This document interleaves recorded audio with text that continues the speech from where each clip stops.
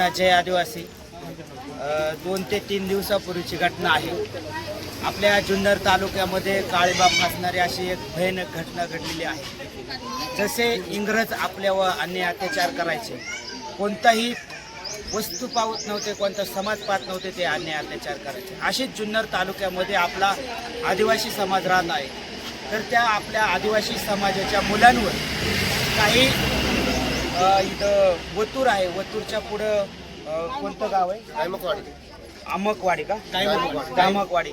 तिथलं असं तिथल्या काही 25 ते 20 कुत्र्यांनी हल्ला केलेला आहे आपल्या आदिवासी समाजावर। हल्ला असा केला आहे की दगडी पाहिल्या नाही, तिथल्या आजूबाजूचे बांबू पाहिले नाही, असे घेतले आणि आपल्या मुलांच्या अंगावरती मारलेला आहे, दगडांनी मारलेला आहे। आणि आता पोलीस स्टेशनला आपण आलेलो आहेत। अनेक सामाजिक कार्यकर्ते आलेले आहेत, अनेक नेते पण आलेले आहेत। सर्वांनी याच्यामध्ये लक्ष घातलेलं आहे। तर गँग आलेले आहे, अनेक नाही कार्यकर्ते आलेले आहेत। तर त्याच्यावर ते गुन्हा दाखल झालेला, पण त्या गुन्हा टेम्परवारी गुन्हा दाखल केलेला होता। पण आज काही सर्व समाज बांधव कार्यकर्ते जमून त्यांच्यावर 1800 गुन्हा हा दाखल करण्यात येणार आहे। अजून झालेला नाही, पण होणार आहे। पण जो हल्ला झालेला आहे हा माणूस म्हणून झालेला नाहीये। पुढे जी आपला समाज आहे, या भारताचा मूळ मालक हा आदिवासी आहे आणि त्याच्यावर 20-25 कुत्र्यांनी जो हल्ला केला आहे त्यांच्यावर 1800 गुन्हा दाखल झालाच पाहिजे आणि होणार पण आहे। आणि त्यांना अटक झाली पाहिजे, ते सुटले नाही पाहिजे।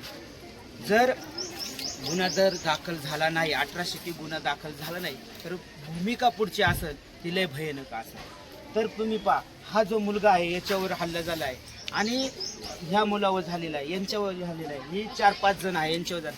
मी पाहिलं एक मुलगा होता हा, तर हा काय झालं, चाललं होता काहीतरी एक आणण्यासाठी थंड, आणि गाडी थोडी चालवती, तर तिथे काय बेवडी होती, 4-5 बेवडे असतील, त्या बेवड्यांनी येताना अडवलं आणि त्याला मारलं। त्याचा बाप गेला, तर त्या बापावर पण हल्ला केला। पोरं वाचवाय गेली, त्यांना बोलावलं, त्यांच्यावर पण हल्ला केला। मी दगडीने म्हणू नका, काय नाही बघू नका।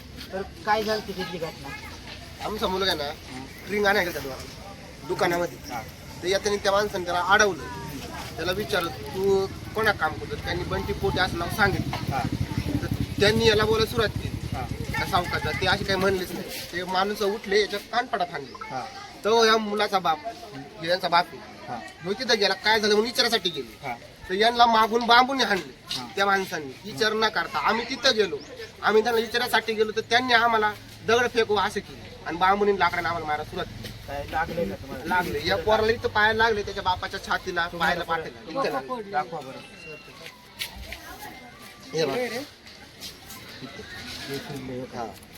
तर हे पहा वणवटलेलं आहे, तुला कुठे लागले? त्याला इथं कोठीला लागले, पाठीवर हे तुमचे वडील वडील तुम्हाला पण मारलं का? हा, त्याचं डोकं फोडले, म्हणजे तुम्हाला वाचवायला कोणीच आलं नाही? दगडाची वणी बघा, दगडाने मारेली, दगडाने लय लागलेलं दिसतंय, रक्त पार काढलेलं दिसतंय। आमचा अजून एक अक्षय खैरे हा दवाखान्यामध्ये ऍडमिट आहे। अजून एक आमचा अक्षय खैरे तो ऍडमिट आहे, त्याला इतकं जणांनी मारले, तिथं 10 जण उभे होते, गोळका करून त्याला मारत होते, लाथानी, दगडानी आणि बांबून हानीत होते। तिथे किती माणसं होते? 20-25 माणसं तर आरामशीर काम, 20 ते 25। हा, यांनी बाया त्यांच्या बाया म्हणायच्या, याला अजून मारा, हे चोरटे, हे दिलं, याच्या त्याच्या बांधलाच मारणारे असे म्हणत होते ती।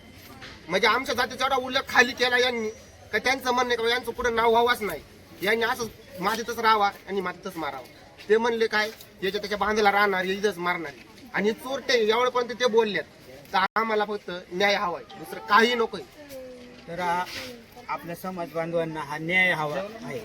आम्ही संविधानाच्या मार्गावर चालणारी माणसं आहोत आणि आम्हाला 100% न्याय भेटला नाही तर येणाऱ्या काही थोड्या दिवसामध्ये मोठं आंदोलन उभं केलं जाईल, जर आम्हाला न्याय भेटला नाही तर।